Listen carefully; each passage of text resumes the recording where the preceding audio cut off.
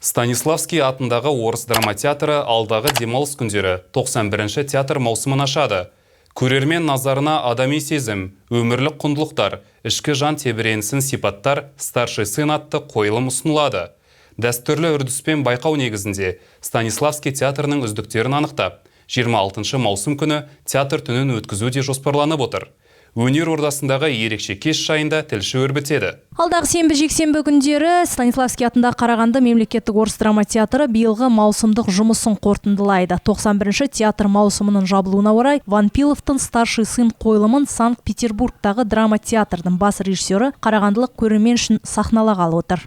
Бұл қойылымға біз арнайы Санкт-Петербург қаласындағы Комиссаржевская атындағы драма театрдың бас режиссері Леонид Алимовты шақырғанбыз.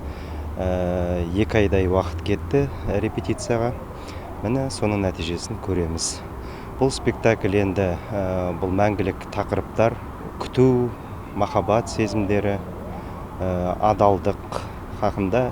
Жалпы қазіргі мынау қиын заманда осындай тақырыптар бізге қажет деп ойлаймыз. 91-ші театр маусымының жабылуында тағы бір ерекшелік бар. 25-ші маусым күні үлкен ұл премьерасымен қоса орыс драма театры басшылығы тарапынан дәстүрлі түрде тағайындалып отырар Алтын Олимп сыйлығы үздік қызметкерлерге табысталады. Пандемия кезінде оны тоқтатып қойғанбыз. Золотой Олимп деген Станиславский театрының өзінің ойлап тапқан сыйлығы бар, соны ұсынамыз. Үздік актер, үздік актриса, үздік эпизод, қойылым бөлімінің қызметкерлеріне, техникалық қызметкерлерге, жүргізушілерге, сонымен қатар бізде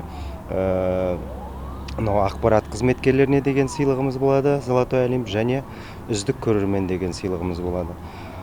Соны 25 күн тапсырамыз. Аталмыш қойылым марапаттау рәсімі 25-ші маусым күні кешкісін ұйымдастырылса, 26-шы маусым күні де көрерменді қуантар ерекше кеш өтеді. Яғни жексенбі күні Станиславский театрында кешкі 8-ден бастап театр түні басталады. Сол кеште сағат 10-да театр алдындағы алаңда Федра қойылымы тегін ұсынылмақ. Бұл көрерменді театрға тарту, қызығушылығын ояту үшін қолға алынып жатқан әлемдік үрдістегі рухани мақсаттағы игілікті шара. Бұл ретте театр директоры жалпы 91-ші маусымды өте табысты өткердік дейді. Өйткені қазір енді былай есеп беріп қарасақ, біз бүкіл көрсеткіштер бойынша жақсы жетістіктерге қол жеткіздік. Осы маусымның аяғына дейін біз 5 қойылым қойып үлгердік. Сонымен қатар бізде мынау театрымыздың ішінде кіші зал ашылды. Онда да қазір қойылымдар қойылып жатыр.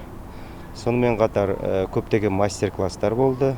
Жақында ғана Қазан қаласында халықаралық Наурыз форум фестиваліне барып қайттық. Біздің орыс театрының ұжымы халықаралық деңгейдегі шеберлік дәрістеріне қатысып, кәсіби біліктіліктерін арттыруда. Осы орайда ізденіс пен шығармашылықты ұштастырып, театрдың жабылу маусымын ерекше өткізгелі отыр. Маусым жабылуына қарағандылық көрерменді күтеді. Бақыт Күлматуова, Шалқар Алтынбеков, Николай Шевелев, 5-ші арна.